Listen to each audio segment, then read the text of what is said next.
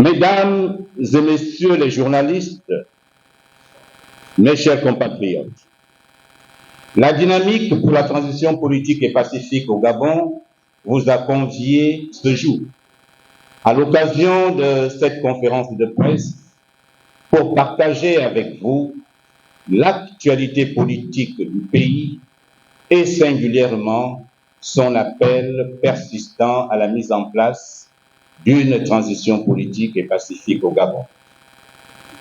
Mesdames et messieurs, ouvrons les yeux et comprenons que notre pays traverse une immense crise que les dirigeants actuels du pays refusent de voir.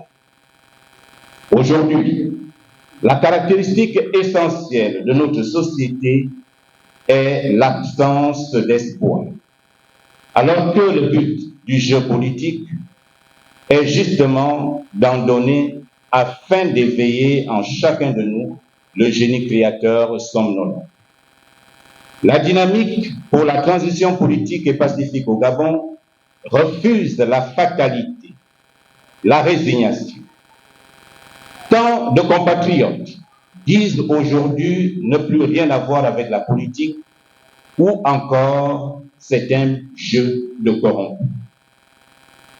Notre devoir en tant que responsable politique, c'est de leur proposer une alternative, mais que celle-ci se fera avec le concours de tous, sans exception. Car l'actuel système est déjà épuisé. Même s'il fait semblant d'être un Jean-Pic de la Mirambole, celui qui dispose d'un savoir encyclopédique.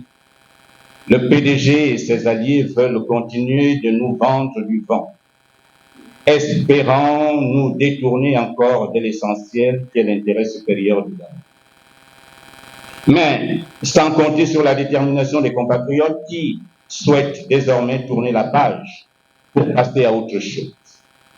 Car le mariage contracté depuis plus de 55 ans n'a accouché que mensonges, corruption généralisée, détournement des deniers publics, crimes rituels, arrestation arbitraire des compatriotes, violation des droits, chômage des jeunes, maltraitance des retraités, etc.